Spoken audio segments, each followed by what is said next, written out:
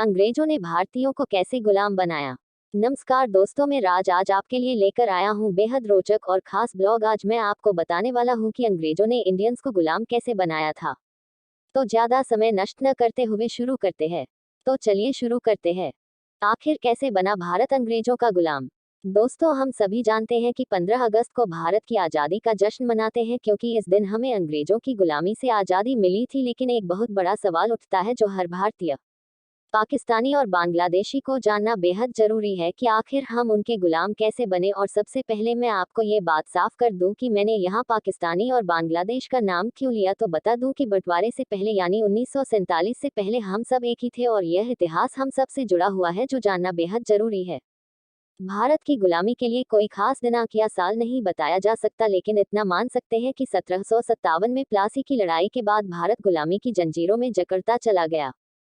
क्योंकि प्लासी की लड़ाई में बंगाल जैसा एक बड़ा क्षेत्र ब्रिटिशों ने अपने कब्जे में ले लिया था, जिसके कारण अंग्रेज धीरे धीरे भारत के बाकी हिस्सों में पकड़ बनाने में सफल रहे और उन्होंने भारत की सत्ता पर 1947 तक राज किया। आमतौर पर ऐसा कहा जाता है कि भारत लगभग 200 साल तक अंग्रेजों का गुलाम रहा। हम अपने इतिहास को थोड़ा और आगे से शुरू करते हैं। बात सन 1588 की है, जब लंदन के कुछ व्यापारियों ने मिलकर एक कंपनी की शुरुआत की जिसका नाम ईस्ट इंडिया कंपनी रखा गया।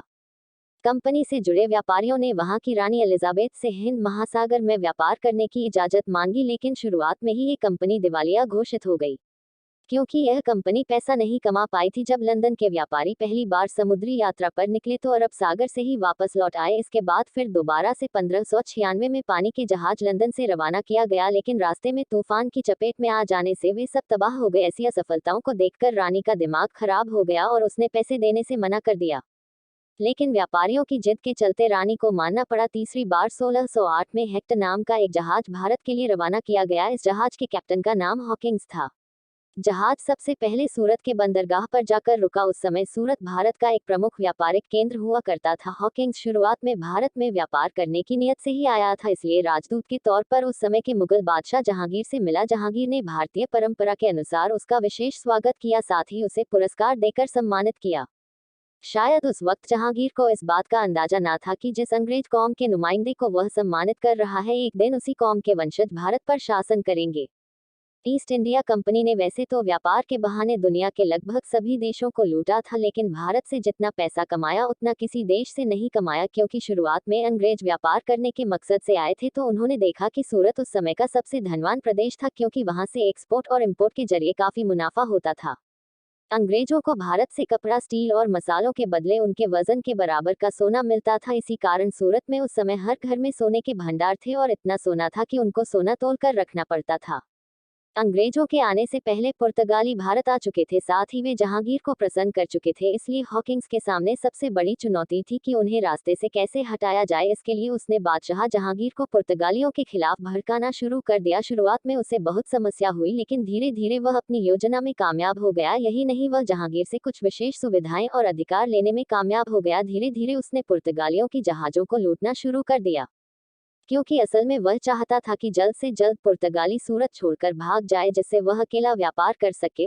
उसने पुर्तगालियों के जहाजों को समुद्र में डुबोना भी शुरू कर दिया। उसी दरमियान उसने बादशाह जहांगीर से एक शाही फरमान जारी करवा लिया, जिसके तहत अंग्रेजों को सूरत में कारखाना बनाकर व्यापार करने की इजाजत मिल गई।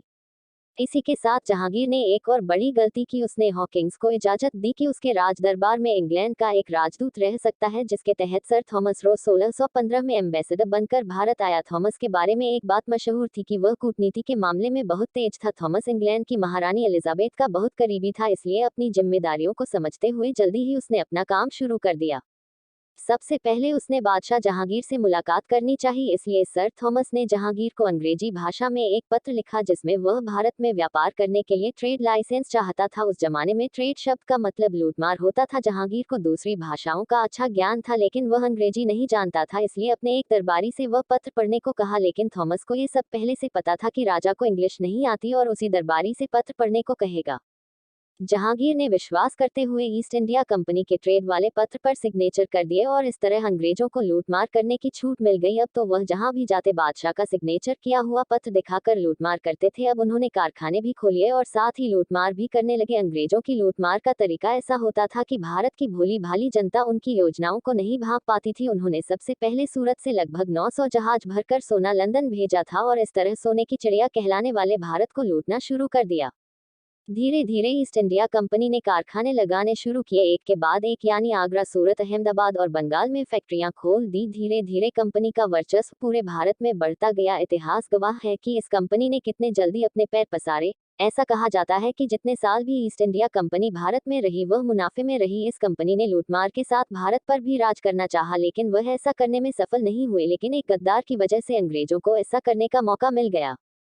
पुराने समय में बंगाल बहुत बड़ा राज्य था जिसके राजा का नाम सिराजुद्दौला था। ईस्ट इंडिया कंपनी ने उसे हराने के लिए कई छोटे छोटे ऑपरेशन चलाए, लेकिन वह कभी भी उसमें कामयाब नहीं हो सके। इसलिए 1757 में रॉबर्ट क्लाइव के नेतृत्व में बंगाल पर हमला करना चाहा। उस समय रॉबर्ट के पास मात्र 350 सैनिक थे और सिराजुद्दौला के पास 18,000 सैनिक थे। रॉबर्ट अच्छी तरह से जानता था इतनी बड़ी सेना के सामने 1 घंटा टिकना भी मुश्किल होगा, लेकिन इतनी कम सेना होने के बावजूद भी वह युद्ध जीत गया और सिराजुद्दौला युद्ध हार गया। आपको यहाँ ये बता दें कि यह युद्ध प्लासी के युद्ध के नाम से मशहूर है, जिसने अंग्रेजों को हम पर शासन करने का मौका दे दिया। हुआ ऐसा कि सिराजुद्दौला का एक सेनापति था जिसका नाम वीर जफर था। रॉबर्ट ने वीर जफर को धन और सत्ता का लालच देकर अपनी ओर कर लिया। जब प्लासी का युद्ध हुआ तो वीर जफर ने अपनी सेना को युद्ध बिना लड़े समर्पण करने को कहा और इतिहास में इसे अंग्रेजों की जीत कहा गया। रॉबर्ट ने सिराजुद्दौला की पूरी सेना को बंदी बना लिया। उन सैनिकों को 10 दिन तक भूखा रखा गया और उसके बाद उन सब की हत्या कर दी गई। वीर जफर और रॉबर्ट क्लाइव ने योजना बनाकर सिराजुद्दौला को भी मरवा दिया और इस तरह वीर जफर को सिंहासन मिल गया। वीर जफर की गद्दारी की वजह से ईस्ट इंडिया कंपनी सत्ता में आ गई और हम अंग्रेजों के गुलाम बन गए। इससे आगे क्या हुआ ये सब तो आप जानते हैं। आज हमारा देश ऐसे ही कई वीर जफर से भरा पड़ा है जो देश को अंदर से खोखला करते जा रहे हैं। दोस्तों, ऐसे गद्दारों के साथ हमें क्या करना चाहिए कि हम फिर से किसी के गुलाम ना बने। तो दोस्तों, आज के लिए बस इतना ही। यह आने के लिए धन्यवाद।